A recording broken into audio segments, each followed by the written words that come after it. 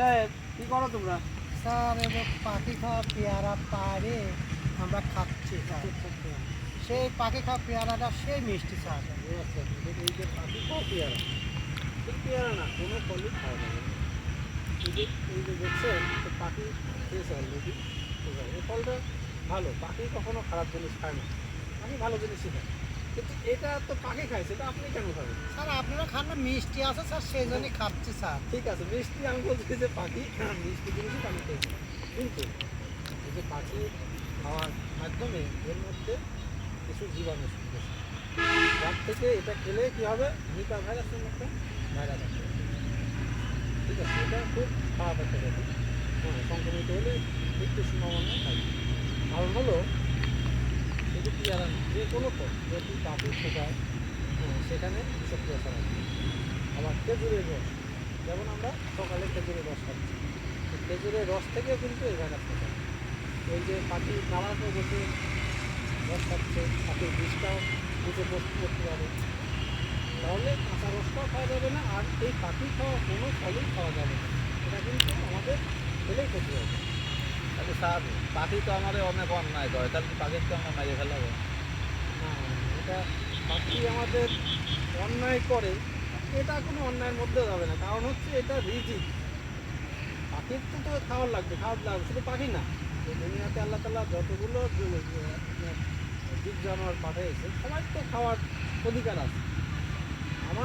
আমি আপনি খাবার তৈরি করে খেতে পারছি, চাষাবাদ করে খেতে পারছি। পাখি, পশু পাখি, এগুলো কি তখন চাষাবাদ করতে পারবে? পারবে না। তাহলে তাদের খাওয়ার, তার খাদ্যটা আমাদের খাদ্যের মধ্যে আল্লাহ তাআলা দিয়ে দিয়েছে, রিজিকটা তাদের আছে অংশ। সেক্ষেত্রে আমরা যেটা তৈরি করব, কিছুটা ফল আমরা পলিথিন করলাম আমাদের খাদ্যের জন্য, বা পাখি তাড়ানোর ব্যবস্থা করলাম যাতে কম খায়, কিন্তু একদমই যে আমি পাখি খেতে দেবো না, পাখি না খেয়ে থাকবে। কারণ পাখিও তো চলাফেরা করা লাগে, পাখি এই দুনিয়ায় না থাকলে তো প্রকৃতির ভারসাম্য থাকবে।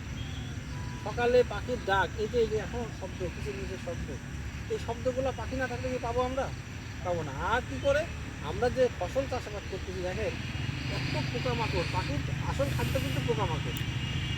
পোকামাকড় কিন্তু ওরা প্রচুর খায়, কীটনাশক, আপনার কীট পতঙ্গ, এইগুলো আমাদের যে ফসল আমরা করছি প্রত্যেকটা জমিতে আমরা কী করি, ডাল দিই। কী জন্য? পাখিকে বসার সুবিধা হবে। পাখি বসলে কী করবে, ওর আশেপাশে যে কীট পতঙ্গগুলো ওরা খেয়ে ফেলবে। তাহলে আমাদের ওই জমিতে কীটনাশক ব্যবহার করলেও চলে।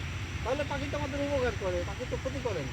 স্যার আমার এরকম ওই কথা, কৃষি অফিসার আমরা ট্রেনিংয়ে নিয়ে যায়, ট্রেনিংয়ে নিয়ে যাওয়ার পর আমাদের এরকমভাবে বোঝায় যে তোমরা এই গাড়ো, কচি গাড়ো, পাঁচশো করো করে করো, ওখানে পাখিটা বসলে দেখবে যে ওই ভুটটা কোনো পোকামাকড় বসবে না, কিছু না, পাখিটা সব পোকামাকড় সে খায় ফেলাবে। এরকম করে কৃষি অফিসার বোঝায়, আর পাখি কোনো মারা টারা যাবে না, কিছু না।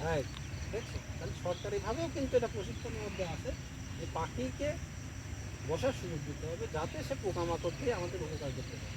তাহলে পাখি কিন্তু আমাদের অন্যায় করে না, পাখি আমাদের উপকারের জন্যই। পাখিকে মারা যাবে না, পাখিকে খাওয়ার সুযোগ দিতে হবে। তবে যেটা আপনি খাওয়ার জন্য করবেন সেটা প্রোটেকশন দিবেন, পলিপ্যাক করবেন, অথবা পাখিকে তাড়ায় দিয়ে হয়তো ক্ষতিটা কম হয়, যাতে পাখিটা কম খায়, সেটা বিভিন্নভাবে দিতে হবে। আর এক্ষেত্রে আমরা যদি খেজুরের রস কখনো আপনারা লাগান, খেজুরের রসটাও ভালো জিনিস, একটা মৌসুমি খাদ্য, খুব সুস্বাদু জিনিস, আমাদের বাংলায় গ্রামগঞ্জে একটা ঐতিহ্য।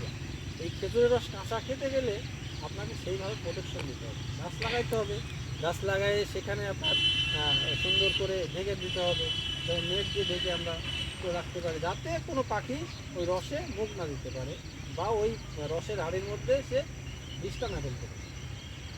আর যদি একান্তই খাওয়ার ইচ্ছা থাকে, এভাবে প্রোটেকশন দিয়ে খেতে পারে, নতুবা রসটা জাল দিয়ে পাকা রস করবেন, জাল দিলে এই ভাইরাসটা থাকবে। জাল দিলে পাকা রস সুস্বাদু হয়ে গেল, আবার দুধ বা পাটান তৈরি করে খাওয়া সম্ভব। আর সবচেয়ে বড় কথা হলো, এই জাতীয় ফল, এই পাখি ঠোকরানো ফল কেটে অর্ধেক ছেড়ে দিলাম, অর্ধেক খেলাম, এই ভুল কাজ আর কখনোই করা যাবে না। এটা মারাত্মক স্বাস্থ্য ক্ষতির আশঙ্কা থাকে। আর এক্ষেত্রে আমরা সবাই সচেতন হব, আর দেশে যাতে নিপা ভাইরাসে আমরা কেউ আক্রমিত না হই সেদিকে নজর দেব, আর সরকারকে সব দিক থেকে আমরা সহযোগিতা করব। আসসালামু আলাইকুম।